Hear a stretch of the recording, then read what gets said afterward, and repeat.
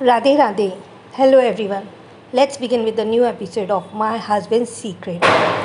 I request कि जिसका subscribe करना रह गया हो वो प्लीज़ चैनल को सब्सक्राइब कर दें. So let's start. चेहरे पर चाकू के घाव के निशान लिए एक शख्स मनीषा के सामने खड़ा था। उस शख्स की लाल आंखें मनीषा को घूरे जा रही थी। लैंप की हल्की रोशनी में उसकी हल्की सी झलक मनीषा के पूरे शरीर में एक सेहरन सी पैदा कर रही थी। तभी उस आदमी ने अपनी जेब में हाथ डाला और कुछ तस्वीरें निकाली। उसके बाद उसने उनमें से एक तस्वीर मनीषा की आंखों के सामने रखते हुए उससे भारी आवाज में कहा, इस तस्वीर में तुम्हारे साथ कौन है? उस तस्वीर को देखकर मनीषा की आंखें बड़ी हो गईं। वो तस्वीर मनीषा और अनिरुद्ध की थी, जिसमें वो दोनों न्यूयॉर्क के एक रेस्टोरेंट में साथ बैठे थे। मनीषा को समझ में नहीं आया कि किसी ने उन दोनों की तस्वीर कब और कैसे ली, पर मनीषा को इतना जरूर समझ आ गया था कि जिसने भी वो तस्वीर ली थी और जिसने उसे किडनैप किया था वो एक ही शख्स था, अनिरुद्ध का दुश्मन। तभी उस शख्स ने मनीषा के गाल पर एक जोर का थप्पड़ मारा। मनीषा को लगा जैसे किसी ने उसके गाल पर लोहे का गर्म तवा चिपका दिया हो। मनीषा की चीख उसके गले में ही फंसकर रह गई। उस आदमी ने मनीषा के मुंह से कपड़ा हटाते हुए तेज आवाज में कहा, मैंने जो तुमसे पूछा मुझे उसका जवाब चाहिए। इस तस्वीर में तुम्हारे साथ कौन है, जल्दी बताओ। मनीषा घबरा गई। वो किसी भी तरह से उसे अनिरुद्ध की सच्चाई नहीं बता सकती थी। उसने सोच लिया था कि भले ही उसकी जान क्यों ना चली जाए, वो अपना मुंह नहीं खोलेगी, पर वो शख्स मनीषा के दिल में खौफ भरता जा रहा था। मनीषा ने तुरंत अपना दिमाग चलाया और हड़बड़ाती हुई बोली, सिद्धार्थ रघुवंशी। तभी अचानक एक बार फिर मनीषा को अपने कानों के पास से एक तेज हवा का झोंका सुनाई दिया और उसके गाल पर फिर से एक जलन महसूस होने लगी। मनीषा का गाल पूरी तरह से लाल हो गया था, उसका सिर घूम रहा था और उसे कमजोरी सी महसूस होने लगी थी। तभी उस शख्स ने अपने हाथ से मनीषा का चेहरा जोर से पकड़ते हुए कहा, तुम मुझे बेवकूफ समझती हो। मैं जानता हूँ कि इस तस्वीर में जो शख्स तुम्हारे साथ है वो सिद्धार्थ रघुवंशी नहीं है। अभी भी वक्त है, मुझे सब सच बता दो, नहीं तो मैं तुम्हें चींटी की तरह मसल कर रख दूंगा। वो शख्स मनीषा को धमका रहा था, पर मनीषा किसी भी हालत में उसे सच नहीं बताना चाहती थी। तभी उस शख्स ने मनीषा के गाल पर एक बार फिर से जोर का थप्पड़ मारा। इस बार मनीषा का सिर कुर्सी के सिरे से जा टकराया। मनीषा ने तेज आवाज में कहा, मैंने कहा ना तुमसे, ये सिद्धार्थ है, सिद्धार्थ रघुवंशी, मेरे पति का भाई।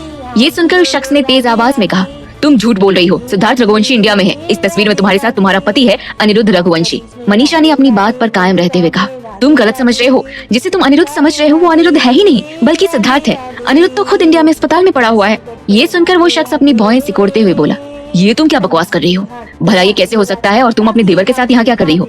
उसकी बात सुनकर मनीषा समझ गई कि वो अपनी बातों में उसे आसानी से फंसा सकती है। उसने एक कहानी बनाते हुए उस शख्स से कहा, मैं और सिद्धार्थ एक दूसरे से प्यार करते हैं। ये सुनकर उस शख्स की आंखें बड़ी हो गई। उसने हैरानी से कहा, क्या? मनीषा ने आगे कहा, हाँ ये सच है, मैं अनिरुद्ध से प्यार नहीं करती। मेरी शादी उससे जबरदस्ती हुई थी, पर मैंने उसे कभी भी अपना पति नहीं माना। भला मैं एक अपाहिज को अपना पति कैसे मान सकती थी? ना ही वो मुझे प्यार दे सकता था और ना ही पत्नी होने का सुख। ये बोलते हुए मनीषा ने अपनी मुट्ठी भींच ली। उसे ऐसा लग रहा था जैसे उसके दिल में कई सारे कांटे एक साथ चुभ रहे हो, पर मनीषा ने अपने दिल पर पत्थर रखते हुए अपनी कहानी जारी रखी। मुझे लगा था कि मैं रघुवंशी परिवार में किसी कोने में पड़ी किसी सामान से ज्यादा और कुछ नहीं हूँ। फिर एक दिन मैं सिद्धार्थ से मिली। उसकी खूबसूरती देखकर तो मैं पागल ही हो गई। उसने मुझे संभाला, मेरे अकेलेपन को दूर किया। मुझे लगा जैसे उस घर में मेरा ख्याल रखने वाला कोई है। उसने मुझे वो हर खुशी दी जो मैं अपने पति से चाहती थी, फिर चाहे वो मन से मुझे अपनाना हो या फिर शारीरिक सुख। हम दोनों एक दूसरे से प्यार करने लगे। वो शख्स बड़े ध्यान से मनीषा की सारी बातें सुन रहा था। तभी वो बोला, तो फिर तुम दोनों इंडिया छोड़कर यहाँ क्यों आए? मनीषा ने बहाना बनाते हुए कहा, इंडिया में हम दोनों के प्यार को समझने वाला कोई नहीं था। वैसे भी वहाँ हम छुप छुप कर ही एक दूसरे से मिल पाते थे और हम ऐसा कर करके थक चुके थे। इसलिए मैंने अपने ऑफिस से अपना ट्रांसफर LA करवा लिया, जिससे मैं और सिद्धार्थ एक दूसरे के साथ रह सके बिना इस दुनिया की परवाह किए। इसलिए हम दोनों अलग अलग समय पर यहाँ पर आए, जिससे किसी को हम पर शक ना हो। उस शख्स की रुचि मनीषा की बातों में बढ़ती जा रही थी, पर फिर भी उसने उस पर शक करते हुए बोला, अगर ऐसा है तो फिर इस वक्त वो शख्स कौन है जो सिद्धार्थ बनकर इंडिया में है? मनीषा ने तुरंत अपना दिमाग दौड़ाते हुए कहा, वो सिद्धार्थ का हमशक्ल है। मैंने उसे अपने एक दोस्त की मदद से ढूंढा था, जिससे जब सिद्धार्थ मेरे पास यहाँ आ जाए तब उसका हमशक्ल वहाँ रहकर किसी को हम पर शक न होने दे। वो शख्स मनीषा की बातों में काफी हद तक आने लगा था। वो कुछ सोचता हुआ उस कमरे में इधर उधर चला और फिर मनीषा को देखते हुए बोला, तो ये बात है, तुम अपने पति को धोखा दे रही हो? उस शख्स की बात सुनकर मनीषा के दिल में एक टीस सी उठ पड़ी। तभी वो शख्स आगे बोला, वैसे तुम्हें अपने पति के भाई के साथ नाजायज रिश्ता रखने में अफसोस नहीं होता? मनीषा ने नकली मुस्कान के साथ कहा, इसमें अफसोस कैसा? सिद्धार्थ मुझे बहुत प्यार करता है। वो मुझे वो हर खुशी देता है जो मैं बचपन से चाहती थी। सिद्धार्थ के बिना मैं खुद के अस्तित्व की कल्पना भी नहीं कर सकती। मनीषा की बात सुनकर वो शख्स मुस्कुराते हुए बोला, वाह कैसी औरत हो तुम, जो अपने पति के पीठ पीछे अपने देवर के साथ मुंह काला कर रही है और उसे इस बात का अफसोस भी नहीं है। उस शख्स की बातें मनीषा को उसके थप्पड़ से ज्यादा तकलीफ पहुंचा रही थी, पर वो किसी भी हालत में उसे सच नहीं बता सकती थी, इसलिए वो चुपचाप उसकी बातों को सहती जा रही थी। तभी वो उस शख्स से बोली, जो सच था मैंने तुम्हें बता दिया, अब प्लीज मुझे यहाँ से जाने दो। वो शख्स मनीषा को घूरते हुए बोला, पहले तुमने जो मुझसे कहा है उस बात का सबूत मिल जाने दो, उसके बाद तुम्हारा क्या करना है मैं देखूंगा। इतना कहकर वो शख्स मनीषा के मुंह पर दोबारा से कपड़ा बांधकर उस कमरे से बाहर निकल गया। घर से बाहर निकलकर उस शख्स ने किसी को फोन लगाते हुए कहा, हेलो सर, मैं भोलू बोल रहा हूँ। जैसा हमने सोचा था यहाँ तो उसका बिल्कुल उल्टा ही पता चला है। उस घर से कोसों दूर इंडिया में भरत अपने कैबिन में बैठा था। वो एक गहरी सोच में लग रहा था। उसे पता चल चुका था कि अनिरुद्ध मनीषा को वापस लेने एले गया है, पर ये बात उसे थोड़ी अजीब लग रही थी। कुछ दिन पहले वो अनिरुद्ध को हॉस्पिटल में देखकर आया था। उसकी हालत देखकर ये बिल्कुल भी नहीं लग रहा था कि वो इतनी जल्दी ठीक हो पाएगा कि दूर देश का सफर कर सके। साथ ही कुछ दिन पहले मनीषा ने उसे फोन करके अनिरुद्ध की आंखों के बारे में पूछा था, जिस पर उसने उसे ये बताया था कि अनिरुद्ध की दोनों आंखें ठीक हो गई हैं। भरत को दाल में कुछ काला नजर आ रहा था और उसके सभी सवालों का जवाब उसे खुद एले जाकर मिल सकता था। अपने मन में फैसला कर भरत अपनी कुर्सी से उठा और अपने कैबिन से निकलकर सिद्धार्थ के कैबिन की तरफ गया। सिद्धार्थ के कैबिन में पहुंचते ही भरत ने देखा कि सिद्धार्थ अपनी कुर्सी पर नहीं बैठा था। तभी उसकी नजर उस कैबिन की दाईं ओर पड़े सोफे पर पड़ी, जहां सिद्धार्थ आराम से बैठा एक फैशन मैगजीन पढ़ रहा था।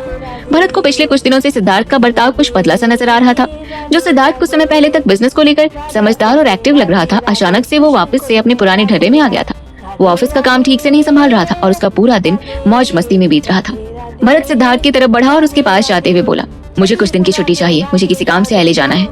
सिद्धार्थ ने मैगजीन पढ़ते हुए भरत से कहा, लगता है तुम्हें मुंबई का मौसम रास नहीं आया। वैसे कोई बात नहीं, तुम जितने दिन के लिए चाहो एले घूमकर आ सकते हो। वहाँ का मौसम इंडिया से कहीं ज्यादा अच्छा है। सिद्धार्थ की बात सुनकर भरत हैरान था। वो सिद्धार्थ ही था जिसने कुछ दिन पहले भरत को काम के सिलसिले में मुंबई भेजा था, जिस वजह से उसे अपनी एले की टिकट कैंसिल करानी पड़ी थी।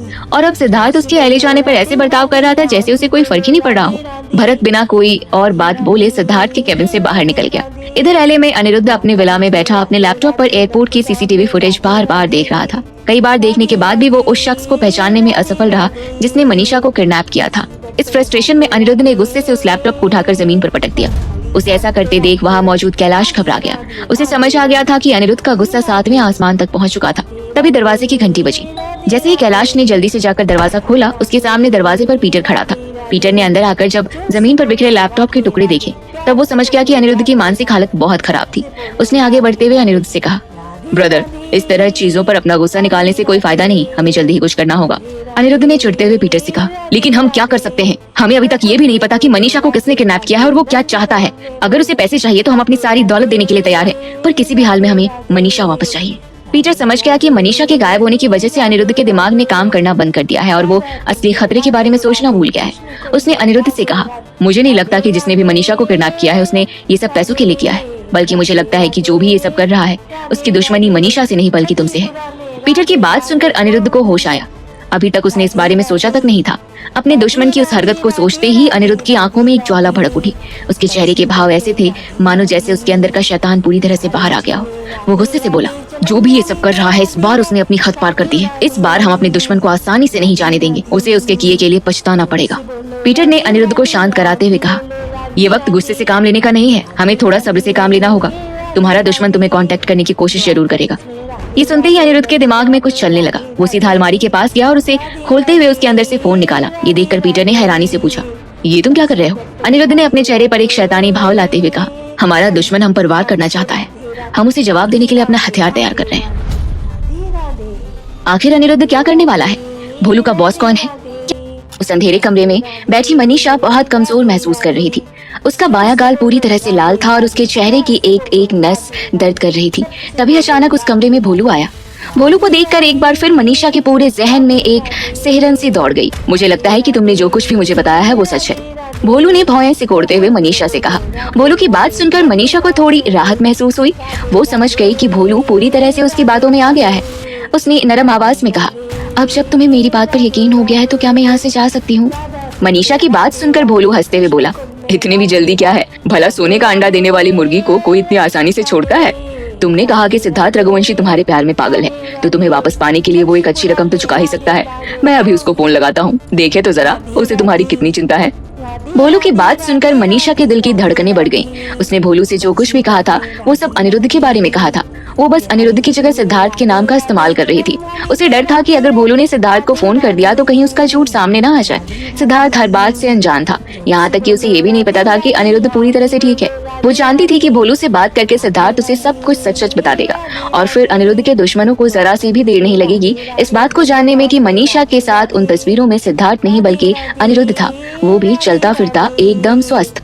उसे खुद से ज्यादा अनिरुद्ध की चिंता सताने लगी। उसने भोलू को रोकते हुए कहा, नहीं, तुम ऐसा कुछ नहीं करोगे। अगर सबको पता चल गया कि तुमने मुझे किडनैप किया है और फिरौती की रकम सिद्धार्थ से मांगी है, तो मेरा और सिद्धार्थ के रिश्ते का सच सबके सामने आ जाएगा।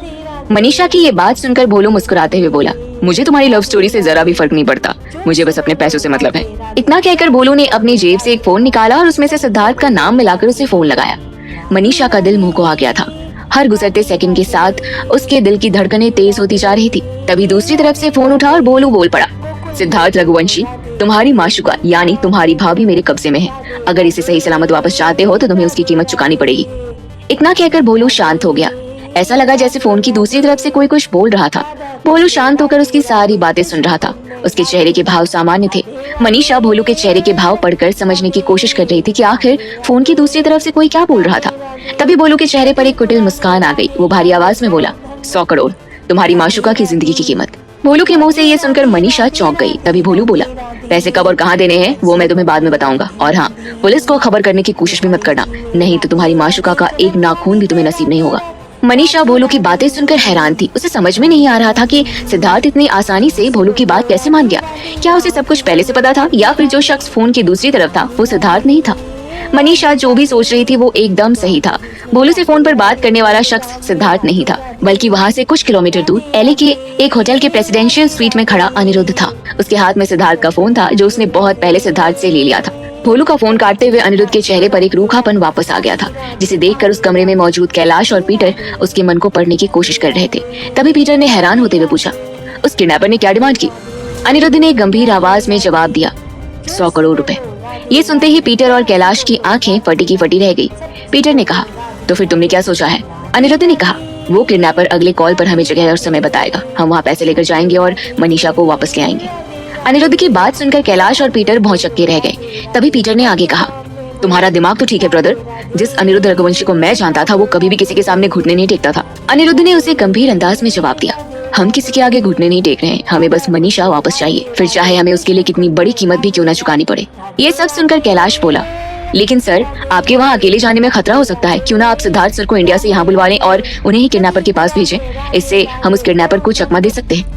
पीटर ने कैलाश की बात का समर्थन करते हुए कहा, मुझे लगता है कैलाश बिल्कुल ठीक कह रहा है। उस किडनैपर को धोखा देकर हम तुम्हारी पत्नी को आसानी से उसके चंगुल से आजाद करा सकते हैं और तुम्हें भी कोई खतरा नहीं होगा।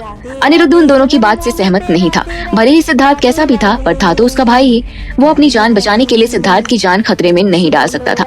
उसने उस बात को नकारते हुए कहा, इसकी कोई जरूरत नहीं है कैलाश, तुम जाकर पैसों का इंतजाम करो। कैलाश ने अपनी बात दोहराने की कोशिश करते हुए कहा, लेकिन सर, तभी अनिरुद्ध ने उसे बीच में ही रोकते हुए कहा, हमने तुमसे जो कहा है तुम वो करो। इससे ज्यादा ना तो हम कुछ कहना चाहते हैं और ना ही कुछ सुनना चाहते हैं। अनिरुद्ध की बात सुनकर कैलाश के शब्द उसके गले में ही फंस के रह गए। उसकी अनिरुद्ध के सामने और कुछ बोलने की हिम्मत नहीं हुई। उसने चुपचाप हाँ में अपना सिर हिलाया और उस स्वीट से बाहर चला गया। कैलाश के वहाँ से जाते ही अनिरुद्ध कुर्सी पर बैठकर कुछ सोचने लगा। पीटर को अभी भी कैलाश का ही आइडिया सबसे सही लग रहा था। वो अनिरुद्ध के पास जाते हुए बोला, मुझे लगता है कैलाश का सुझाव काफी सही है, हमें इंडिया से तुम्हारे भाई को बुला लेना चाहिए। अनिरुद्ध ने बिना पीटर की तरफ देखे हुए कहा, सिद्धार्थ को यहाँ बुलाने से कोई फायदा नहीं है। उसे यहाँ आते हुए कम से कम 24 घंटे लगेंगे और मनीषा को बचाने के लिए हमारे पास वक्त नहीं है। अनिरुद्ध के मन में हर वक्त मनीषा ही रहती थी और उसकी जुबान पर भी हमेशा मनीषा का ही नाम रहता था। पीटर अनिरुद्ध को इस हाल में देखकर हैरान था। जिस अनिरुद्ध को वो कई सालों से जानता था वो एक शातिर और खतरनाक इंसान था जिससे ये दुनिया घबराती थी। पर आज जिस अनिरुद्ध को वो देख रहा था वो एक नरम दिल इंसान था जिसके दिल में अपनी पत्नी के लिए प्यार कूट कूट कर भरा था। पीटर ने हैरान नजरों से अनिरुद्ध को देखते हुए कहा, मैं उस लड़की से जरूर मिलना चाहूंगा जिसने तुम जैसे शैतान दिल में इंसानियत जगा दी। इस लड़ाई में मैं तुम्हारे साथ हूँ, लेकिन मैं फिर भी यही कहूंगा कि तुम्हें उस किडनैपर से अकेले मिलने जाने की कोई जरूरत नहीं है। मेरी बात मानो ब्रदर, तुम्हारी जान को खतरा हो सकता है। अनिरुद्ध ने पीटर की तरफ देखते हुए कहा, हमें पता है कि तुम्हें और कैलाश को हमारी फिक्र है और हम सिद्धार्थ और मनीषा को किसी मुसीबत में नहीं डाल सकते। पीटर ने चिंता जताते हुए कहा, लेकिन जब तुम उस किडनैपर से मिलने जाओगे तब अगर किसी को इस बारे में भनक भी लग गई तो क्या होगा? तुमने अपने घर में झूठ बोला कि तुम मनीषा को लेने यहाँ आए हो। यहाँ तक कि तुमने इस होटल में भी व्हीलचेयर पर बैठे अंधे अनिरुद्ध रघुवंशी की तरह ही चेक इन किया है जिससे किसी को तुम पर शक ना हो। अगर तुम यहाँ से मनीषा को बचाने के लिए अपने पैरों पर खड़े होकर गए तो क्या तुम्हारे दुश्मनों को शक नहीं होगा? पीटर की बात सही थी, अनिरुद्ध ने उस बारे में सोचा ही नहीं था। तभी कुछ सोचकर अनिरुद्ध पीटर से बोला, पीटर, तुम बहुत से देशों में रह चुके हो, हर देश में तुम्हारे कोई ना कोई कॉन्टैक्ट है, क्या तुम मेरी एक मदद कर सकते हो? अनिरुद्ध की बात सुनकर पीटर हैरानी से उसकी तरफ देखने लगा। अनिरुद्ध ने पीटर से कोई बात कही, जिसे सुनने के बाद पीटर ने अपना सिर हाँ में हिलाया। उसके बाद पीटर ने किसी को फोन लगाया और उसे होटल में आने के लिए कहा। कुछ देर बाद उस स्वीट के दरवाजे की घंटी बजी। जब पीटर ने दरवाजा खोला तो उसके सामने एक अंग्रेज लड़का खड़ा हुआ था। पीटर ने उसे अंदर आने का इशारा किया और दरवाजा बंद कर लिया। उस लड़के की कदकाठी बिल्कुल अनिरुद्ध जैसी थी। तभी अनिरुद्ध ने अपनी अलमारी से एक इंसानी नकाब निकालकर उस अंग्रेज को दिया। उस लड़के ने उस नकाब को पहन लिया। नकाब पहनने के बाद वो लड़का बिल्कुल अनिरुद्ध जैसा लग रहा था। अनिरुद्ध ने उसे एक काला चश्मा पहनाया और उसे पास पड़ी व्हीलचेयर पर बैठने के लिए कहा। वो लड़का व्हीलचेयर पर जाकर बैठ गया। वहाँ मौजूद पीटर उसे देखकर पूरी तरह हैरान था। वो लड़का बिल्कुल अनिरुद्ध जैसा लग रहा था। तभी अनिरुद्ध ने पीटर से कहा, हम सिद्धार्थ बनकर उस किडनैपर से मिलने जाएंगे। तब तक ये यहीं अनिरुद्ध बनकर रहेगा। इससे किसी को हम पर शक नहीं होगा। पीटर ने अनिरुद्ध की तरफ हैरानी से देखते हुए कहा, पर मैं तुम्हें ऐसे ही वहाँ जाने नहीं दूंगा। मुझे तुम्हारी सुरक्षा के लिए कुछ करना होगा और इस बार मैं तुम्हारी एक नहीं सुनूंगा। पीटर अपनी बात पर अड़ा हुआ था। अनिरुद्ध ने उसकी बात मानना जरूरी समझा और अपना सिर हाँ में हिला दिया। उनके इस प्लान से बेखबर कोसों दूर इंडिया में एक बड़े से होटल के कमरे में एक शख्स बैठा सिगरेट पी रहा था। तभी उसके फोन पर भोलू का फोन आया। उसने फोन उठाकर भोलू की बात सुनी और उसका फोन काटकर किसी और को फोन किया। दूसरी तरफ से फोन उठने पर वो शख्स बोला, एले में मनीषा जिसके साथ है वो अनिरुद्ध नहीं बल्कि सिद्धार्थ है। फोन की दूसरी तरफ से किसी औरत की आवाज आई, पर ये कैसे हो सकता है? सिद्धार्थ तो यहाँ इंडिया में है। वो शख्स बोला, मेरे आदमी ने पता किया है कि जो शख्स यहाँ सिद्धार्थ बनकर रघुवंशी परिवार में रह रहा है वो सिद्धार्थ का हमशक्ल है। कुछ सेकंड्स की खामोशी के बाद वो औरत बोली, तो तुम मुझसे क्या चाहते हो? उस शख्स ने सिगरेट का एक कश लेते हुए कहा, तुम पता लगाओ कि इस बात में कितनी सच्चाई है, क्योंकि अगर ये झूठ निकला तो बहुत बड़ी गलती हो जाएगी। और औरत ने हाँ बोलते हुए फोन काट दिया। फोन काटने के बाद वो शख्स हवा में धुआं उड़ाते हुए खुद से बड़बड़ाया, अब बहुत जल्दी दूध का दूध और पानी का पानी हो जाएगा। अनिरुद्ध रघुवंशी, अब बहुत देर तक तुम सच को छुपाकर नहीं रख सकते। और पीटर शांत खड़े उसके फोन उठाने का इंतजार कर रहे थे। तभी अनिरुद्ध ने वो फोन उठाया। दूसरी तरफ से भोलू की आवाज आई, अगर मैं गलत नहीं हूँ तो तुमने अभी तक 100 करोड़ का इंतजाम कर ही लिया होगा। अनिरुद्ध ने सामने टेबल के ऊपर रखे लेदर बैग की तरफ देखते हुए कहा, हाँ, तुम्हारे पैसे मेरे पास हैं और मेरी मनीषा तुम्हारे पास। मुझे बताओ कि तुम्हें ये पैसे कहाँ पहुँचाने हैं, लेकिन उससे पहले मैं ये सुनिश्चित करना चाहता हूँ कि मनीषा ठीक है।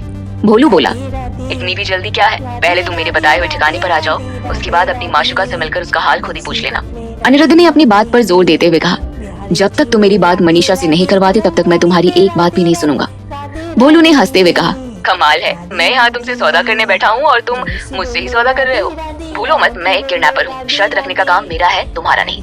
अनिरुद्ध भोलू से बोला, वैसे मैं कैसे मान लूं कि तुमने ही मनीषा को किडनैप किया है? 100 करोड़ बहुत बड़ी रकम होती है, इसलिए जब तक मुझे इस बात का सबूत नहीं मिल जाता कि मनीषा तुम्हारे पास है, तब तक मैं पैसे लेकर यहाँ से नहीं निकलने वाला। अनिरुद्ध की बात सुनकर भोलू के पूरे शरीर में गुस्से की लहर दौड़ गई, पर अनिरुद्ध की बात अपनी जगह सही थी। अभी तक उसने मनीषा से बात नहीं की थी। भोलू का मनीषा से उसकी बात करवाना जरूरी था। वो बोला, ठीक है, मैं तुम्हारी बात उस लड़की से करवाता हूँ। इतना कहकर भोलू उस कमरे के अंदर गया जहाँ मनीषा कैद थी। मनीषा उस कुर्सी से बंधी बंधी बहुत ज्यादा कमजोर हो गई थी। रस्सी की रगड़ से उसकी दोनों कलाइयां छिल गई थी। उसका बायां गाल पूरी तरह से लाल था और उन पर अभी भी आंसुओं के निशान थे। तभी भोलू मनीषा के पास जाते हुए बोला, ये ले, अपने आशिक से बात कर। भोलू की बात सुनते ही मनीषा ने झट से अपनी आंखें खोल ली। तभी भोलू ने उस फोन का स्पीकर ऑन करते हुए मनीषा के सामने कर दिया। अचानक से दूसरी तरफ से एक जानी पहचानी आवाज मनीषा के कानों पर पड़ी, मनीषा। उस आवाज के सुनते ही मानो मनीषा के अंदर वापस से एक ऊर्जा समा गई। उसने अपनी गर्दन ऊपर उठाई और उस फोन की तरफ खुशी से देखने लगी। मनीषा उस आवाज को पहचान गई थी। वो सिद्धार्थ नहीं बल्कि उसके पति अनिरुद्ध की आवाज थी। मनीषा ने जैसा सोचा था ठीक वैसा ही था। वो अनिरुद्ध ही था जिसने सिद्धार्थ बनकर भोलू से बात की थी। वो अनिरुद्ध ही था जो मनीषा के बदले इतनी बड़ी रकम देने के लिए राजी हुआ था, और वो अनिरुद्ध ही था जो उसके लिए किसी भी खतरे से लड़ जाने के लिए तैयार था। आज मनीषा के दिल में अनिरुद्ध के लिए प्यार और ज्यादा बढ़ गया था, लेकिन अपनी खुशी की वजह से मनीषा अनिरुद्ध की सच्चाई जाहिर नहीं करना चाहती थी। इसलिए उसने अपना नाटक जारी रखते हुए कहा, सिद्धार्थ, ये मैं हूँ, मनीषा। मनीषा की आवाज सुनकर मानो जैसे अनिरुद्ध का बेजान पड़ा दिल एक बार फिर से धड़क उठा। उसके चेहरे का रूखापन एक पल के लिए अचानक से कहीं गायब हो गया। उसने गहरी सांस भरते हुए कहा, आप कैसी हैं? मनीषा ने भीगी पलकों से कहा, मैं ठीक हूँ, आप मेरे लिए परेशान मत होइए। मनीषा अनिरुद्ध को दिलासा देने के लिए झूठ तो बोल रही थी, पर उसकी कमजोर आवाज सुनकर अनिरुद्ध को उसके दर्द का एहसास हो गया। उसने मनीषा को उम्मीद बंधाते हुए कहा, आप परेशान मत होइए, मैं बहुत जल्द आपको लेने आ रहा हूँ।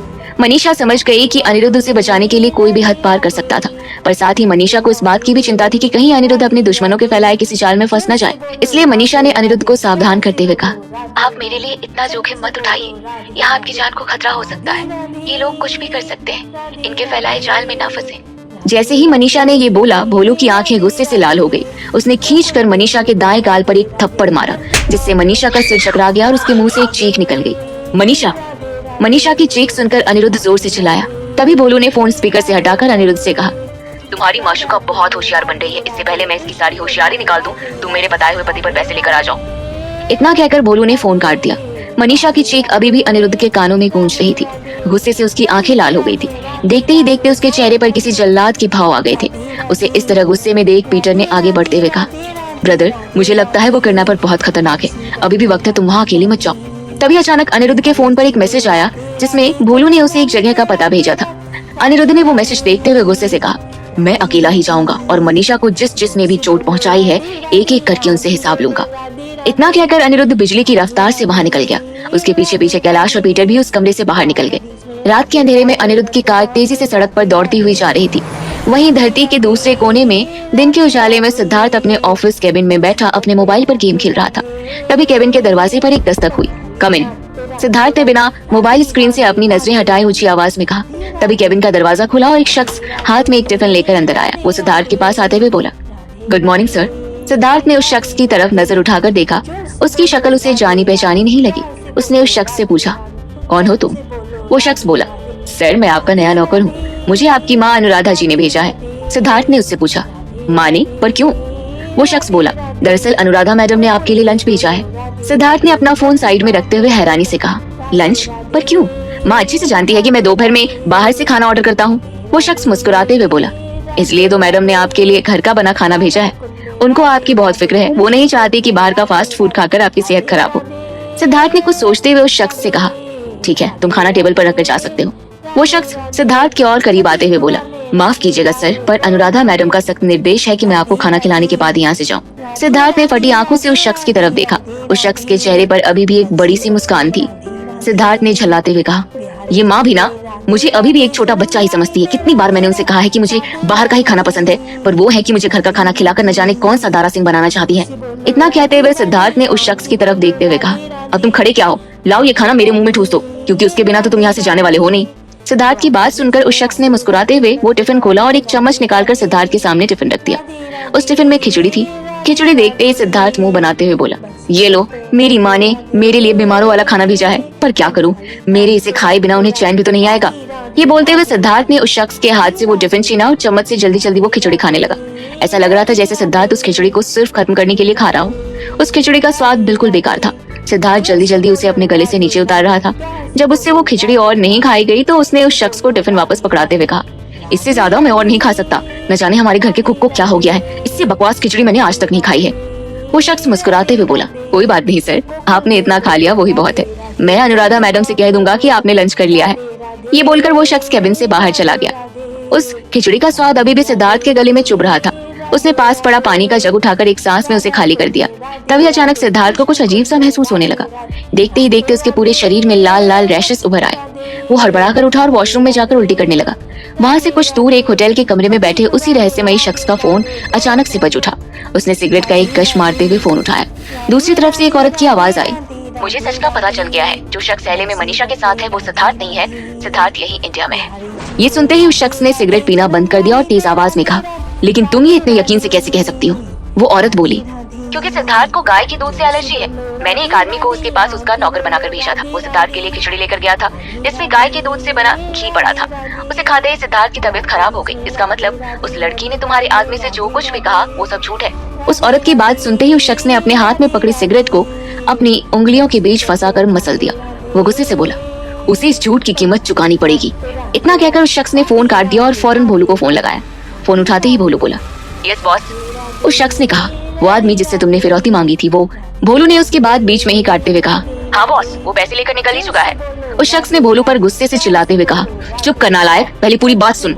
वो आदमी सिद्धार्थ नहीं है, उस लड़की ने तुझे बेवकूफ बनाया है। ये सुनते ही भोलू के पैरों के नीचे से जमीन खिसक गई। वो हड़बड़ाते हुए बोला, ये आप क्या कह रहे हैं बॉस, कहीं आपसे कोई गलती तो नहीं हो गई? वो शख्स बोला, नालायक इंसान, मैंने खुद इस बात की पुष्टि की है। तुझे उन दोनों पति पत्नी ने मिलकर बेवकूफ बनाया है, पर ये वक्त पछताने का नहीं है। तुम जानते हो कि तुम्हें क्या करना है। ये सुनते ही भोलू गंभीर आवाज में बोला, जी बॉस, आपका काम हो जाएगा। इतना कहकर भोलू ने फोन काट दिया। भोलू की आंखें गुस्से से लाल थी। वो इस बात पर बड़ी मुश्किल से यकीन कर पा रहा था कि एक सीधी सादी दिखने वाली लड़की ने उसे बुरी तरह से बेवकूफ बनाया था। वो तिलमिलाता हुआ उस घर के बाहर गया जहाँ उसके 3 आदमी बैठे थे। भोलू को अपनी तरफ आता देख वो तीनों उठकर खड़े हो गए। तभी भोलू उनके पास आकर तेज आवाज में बोला, जैसे ही तुम लोगों को पैसे मिल जाएं, लड़का और लड़की दोनों को खत्म कर देना। भोलू की बात सुनकर उन तीनों के चेहरे पर एक कुटिल मुस्कान आ गई।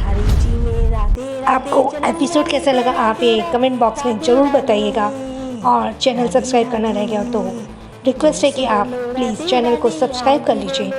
और थैंक्स फॉर लिसनिंग। छोटों को प्यार, बड़ों को सम्मान। राधे राधे। जिसका सब्सक्राइब करना रह गया वो जल्दी से सब्सक्राइब करे। और थैंक्स फॉर लिसनिंग।